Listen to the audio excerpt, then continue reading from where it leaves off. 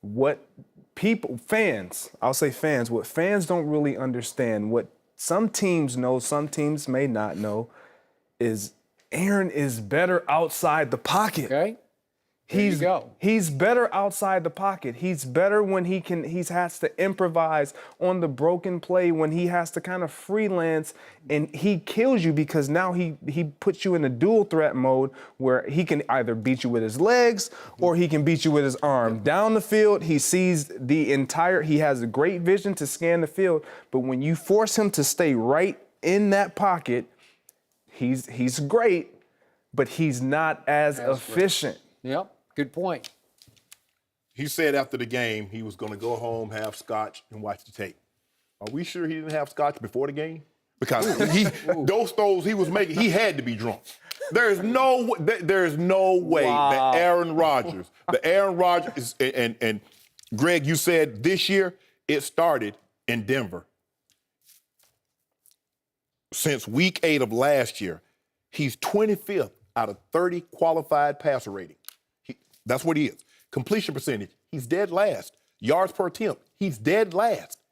And, I'm not in the excuse-making business because, when he had Greg Jennings and Donald Driver and Jermichael Finley, nobody wanted to give those guys any credit. It was all Aaron Rodgers. Did you see those numbers? 45 touchdowns, 4 interceptions. It was all Aaron Rodgers. Okay, Aaron Rodgers, go make Jordy Nelson, Aaron Cobb, Parker, have at it. So now, because if you didn't want to give the receivers any credit then, why are you putting all the blame talking about they couldn't get open now? Good question. The only thing that has changed are the receivers. That is still Aaron Rodgers. Everybody says he's still statistically in his prime. So the only difference, there's no Driver, there's no Jennings, there's no Finley. So what's going on? Mike McCarthy you said it with the play calling. So Mike McCarthy called plays in those Super Bowl seasons. In those years you won the MVP, he's calling plays now. So what is it? So how many excuses are we going to keep making? At some point in time, I'm a resume type guy, Greg. You got to update that resume. See, you got that thing, what you did like 3-4 years ago, that ain't got nothing to do with today. We're talking about today. And right now, he's Aaron Rodgers, and you still would love to have him. But as you mentioned, Skip, he is not the best quarterback in the National Football League. No. And we need to stop making excuses for why this has happened. Let's put some of this blame on Aaron Rodgers. We keep Tom Brady didn't always have the best offensive line in football. No. He didn't always have running back. Okay, you take Corey Dillon. That's really the only really true. Antoine Smith did good. He had a 1,100-yard rush season. So we've seen what can happen. Yeah. The quarterback can elevate everybody. When has Tom Brady ever had a receiver other than Randy Moss that you say, you know what, I got to have that guy? Yep. Now Gronk. Gronk. Right. But I'm just saying. So we keep making excuses talking about the guys can't get open.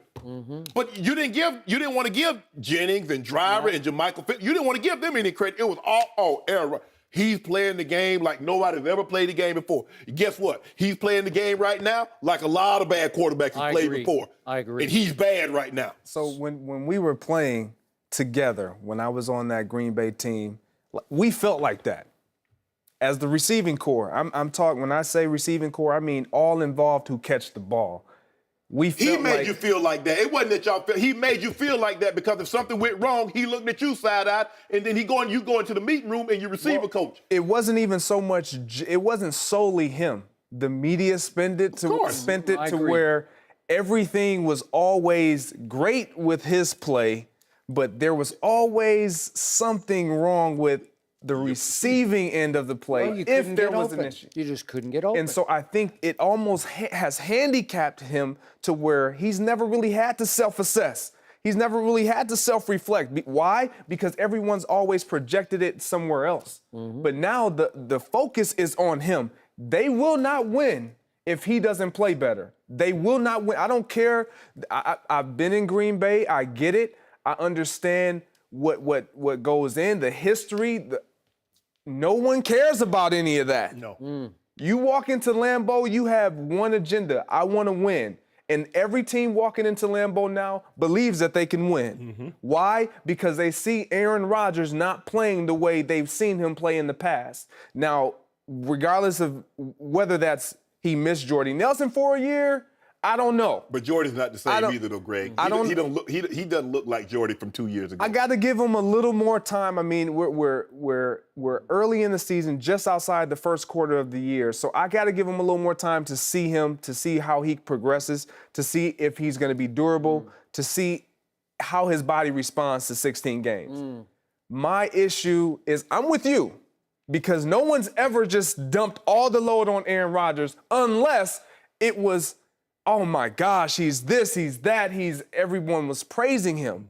But no one ever has wanted or has done what we're hearing them do now, which is talk about his flaws. Correct. What he's not doing, what he hasn't done, what we've seen him do. And I think it's not even an excuse, it's everyone's in shock.